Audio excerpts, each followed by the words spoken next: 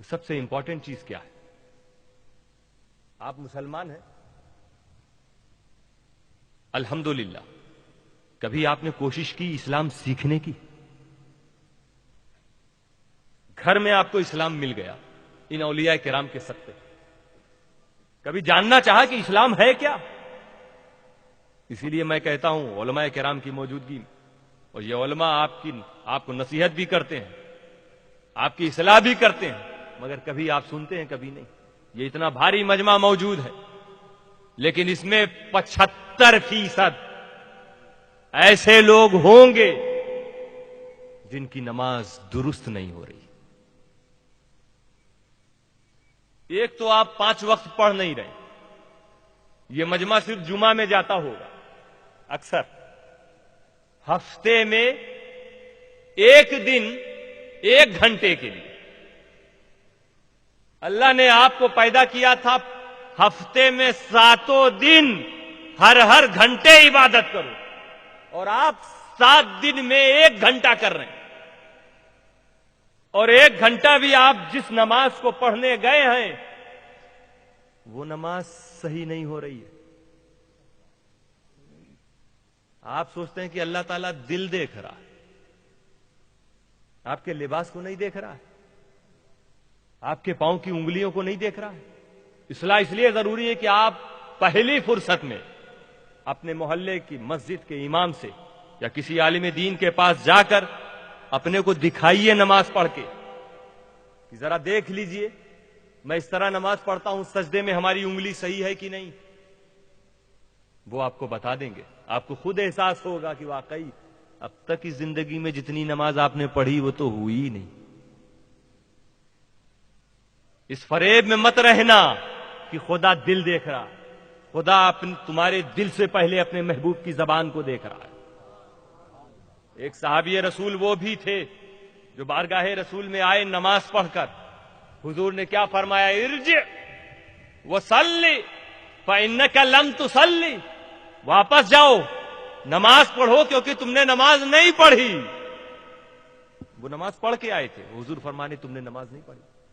پھر گئے وہ پڑھ کے آئے، پھر سرکار نے یہی کہا ارجع وصلی فإنک لم تصلی، جاؤ پڑھو کیونکہ تم نے نہیں پڑھی۔ پھر گئے وہ پڑھ کے تیسری مرتبہ آئے، تیسری مرتبہ بھی سرکار نے یہ فرمایا۔ پھر لوٹے وہ، سرکار پھر فرما رہے ہیں۔ تو وہ صحابی کیا کہ سمجھ گئے کہ لگتا میری نماز میں کچھ خرابی۔ انہوں نے یہ نہیں کہا کہ یا رسول اللہ میں تو نماز پڑھ کے آ رہا ہوں، خدا دل دیکھتا۔ انہوں نے کیا فرمایا؟ یا رسول اللہ علمنی یا رسول اللہ، اے اللہ کے رسول مجھے نماز سکھا دیجیے۔ کبھی تم نے اپنے امام سے کہا؟ کبھی تم نے کسی عالم دین سے کہا؟ وہ صحابی جن کے مرتبے تک کوئی پہنچ نہیں سکتا، وہ فرماتے مجھے سکھا دیجیے۔ تب رسول نے بتایا کہ نماز اطمینان سے پڑھی جاتی ہے، رکوع کرو تو ایسے نہیں کہ کیا پھر کھڑے ہو گئے پھر سجدہ۔ کچھ لوگ سجدہ کرتے ہیں، سجدے میں گئے پھر ٹھیک سے بیٹھے نہیں کہ دوبارہ دوسرا سجدہ۔ یہ نماز کمپلیٹ نہیں ہے۔ رسول حکم دیتے ہیں کہ دوبارہ پڑھ۔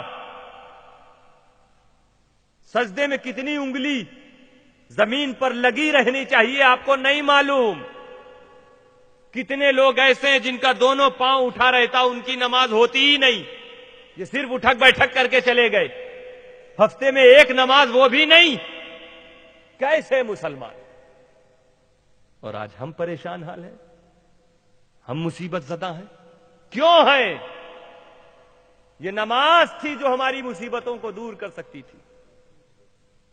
رات بھر جلسہ سن کر سو جانا، اس سے نہ نبی خوش، نہ حسین خوش، نہ غریب نواز خوش۔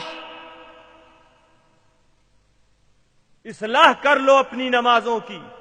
اولین پرشش نماز بواد، قیامت میں سب سے پہلے نماز کے بارے میں پوچھا جائے گا مسلمانوں۔ وہ نماز جو تم نے صحیح پڑھی نہیں، تمہارے کھاتے میں فرشتے کیا لکھیں گے؟ تمہیں نہیں معلوم کہ کتنی انگلیاں رہنی چاہیے سجدے کی حالت میں۔ کچھ لوگ اپنی پینٹ کو فولڈ کر کے، موڑ کے اوپر سے یا نیچے سے پیجامے اور پینٹ کو فولڈ کر لیتے ہیں۔ ایسے بڑے نوجوان دکھتے ہیں جو اسکول کالج یونیورسٹیز میں پڑھتے ہیں یا جن کی ڈریس پینٹ شرٹ ہے، یہ منع نہیں ہے، پہنو، لمبی سلا لی ہے تم نے، تو اب موڑنے کی ضرورت پڑ رہی ہے. اور تمہیں معلوم نہیں کہ جب تک موڑا نہیں تھا نماز ہو رہی تھی. وہ موڑنے کے بعد رسول کا حکم کہ نماز دوبارہ پڑھو.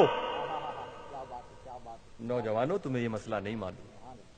اسی لیے ضروری ہے کہ علماء کی طرف جاؤ. میرے رسول نے کیا فرمایا؟ طلب العلم فریضۃ علی کل مسلم. علم دین حاصل کرنا ہر مسلمان